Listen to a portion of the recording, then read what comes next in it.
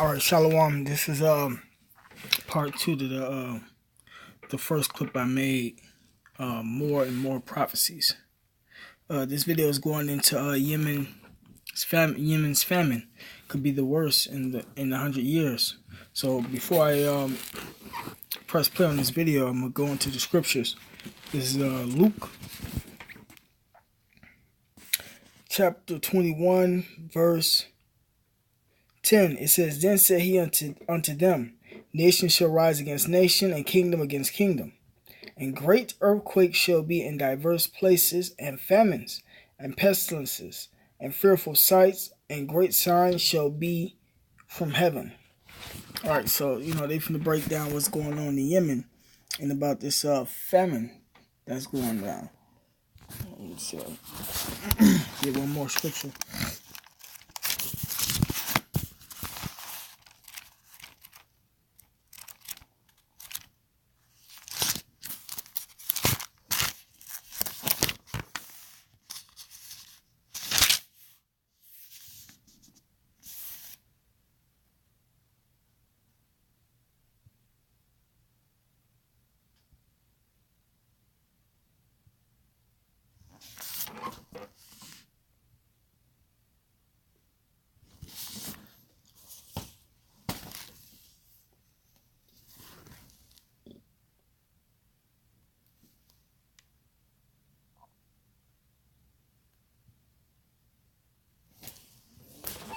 Hold on, Slocky.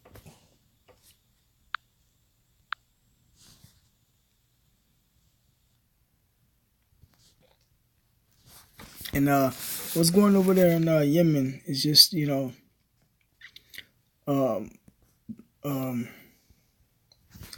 just a test run, but it's still through the spirit and probably by Shemar Rashad because he's on his way back. But America the provocateurs up in that land and had them rise up against their government, and they've been in a civil war, Same thing that's going to happen to America. But the elect going to be, saved, man. The elect not going to have anything to worry about when the day comes, even when there's famines.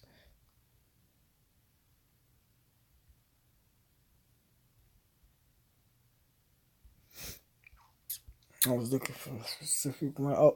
Matthew chapter 24, verse 7, "For nation shall rise against nation, race wars, and kingdom against kingdom." That's wars. The ultimate is going to be the third world war. "And there shall be famines and pestilence and earthquakes in diverse places." Right, diverse places, man.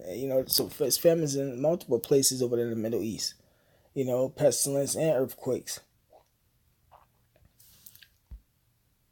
This is Job chapter 5, verse 20. "In famine he shall redeem thee from death, and in war from the power of the sword." So, the Lord's elect, not going to die from famine, man. Because famine is the worst death to have, and they're not going to be, killed off by any type of swords, man. And that's, sword is a weapon, killing instruments, man.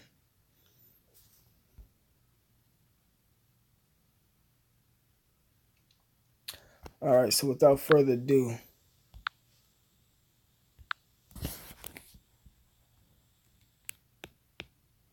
Yemen's humanitarian crisis is escalating to devastating levels. As the war-torn nation endures a destructive civil war, the United Nations warns up to 13 million civilians are at risk of starvation.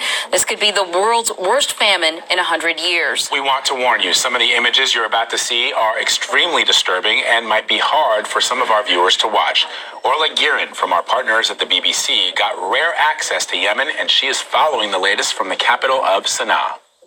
Sana'a, inhabited for more than 2,500 years, with a history stained by blood. It has seen many wars. The latest is now threatening millions of Yemeni lives. It rarely hits the headlines. It's one of the hardest places for journalists to reach. We took a risky journey by road. The Saudi-led coalition has stopped civilian flights to the Houthi-controlled north. And in Sana'a, one mother among many, afraid her child will waste away. Motib is 2 years old, a victim of Yemen's growing hunger. In the bed across the way, doctors want us to see another 2-year-old called Bassem. It's hard to look. His grandmother, Nadia, shares his torment. She's skin and bone herself. Bassem was born into the Arab world's poorest nation, but the war has pushed it to the brink. Now the currency has collapsed. Food prices have doubled in a month. And that's what's going on in America. The economy is getting ready to collapse.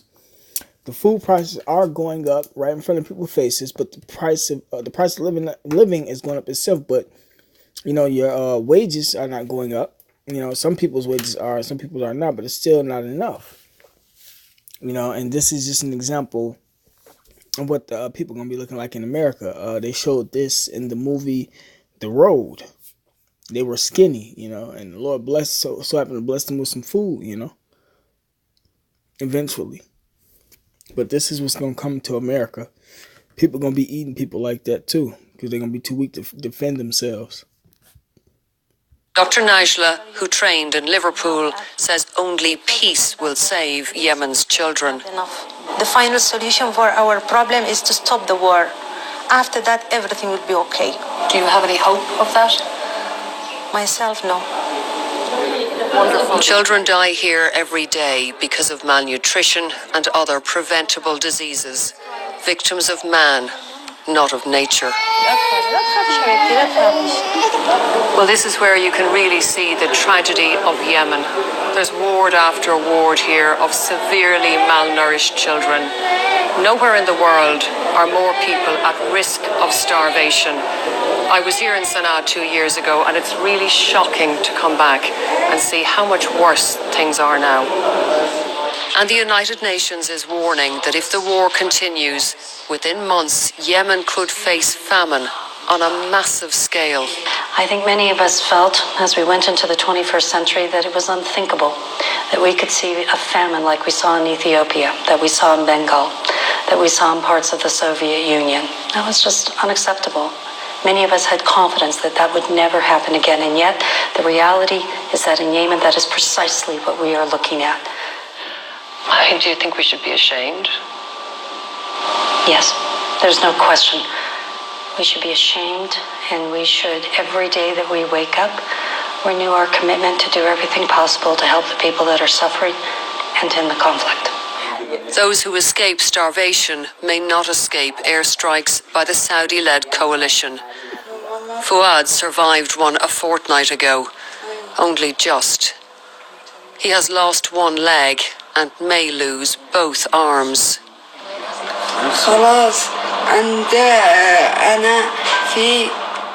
He tells us he was in a clinic in Hodeidah treating civilians when it was hit. Fuad is not a fighter, he's a nurse. Staff here say most airstrike victims are civilians like him. They've been keeping a grim count since the war began. We've seen about 800 or 900 injured, says Mohammed Asimi. About 200 to 300 have died. Their burns were very deep, from head to toe. They had no hope of surviving. In the market nearby, a bitter harvest for Yemen. Food that many here can no longer afford. They are trapped between the Houthi forces who control the capital and the Saudi-led coalition, which bombs it. Caught in a civil war, which has become a regional power struggle. People here feel abandoned and wonder why the world has let them suffer for so long.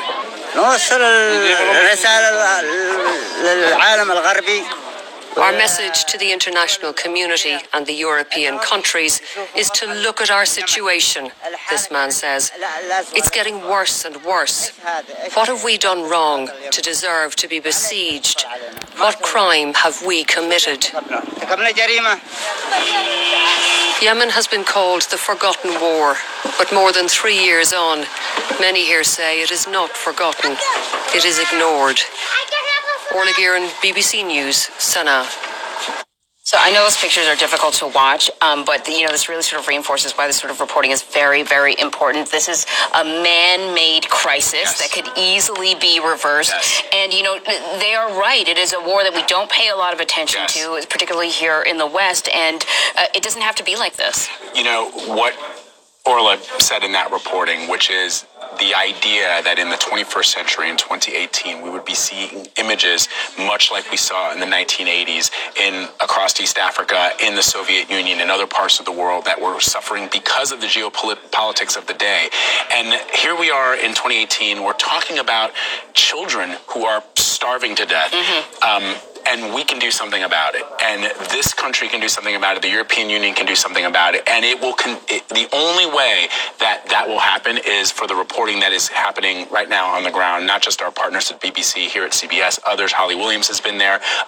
Because I think that ultimately that's exactly what brought a change to Somalia. That's exactly what brought a change to Bosnia when people were suffering there. And so the reporting must continue, but it is shocking to see those images. And I kind of agree with the UN person. We should be ashamed. I was going to say, I also want to give credit to the UN people, the Yemeni people, the doctors, the nurses, that every single day they probably don't get paid very much, if anything at all, and they're really the ones sort of grinding away, trying to sort of bring this story to the forefront. I think it's easy. We just, came away from the UN General Assembly. It's easy to go at them to say, look, you guys are, bureaucratic and it's a nightmare, and we're spending too much. The United States is spending too much to prop this up.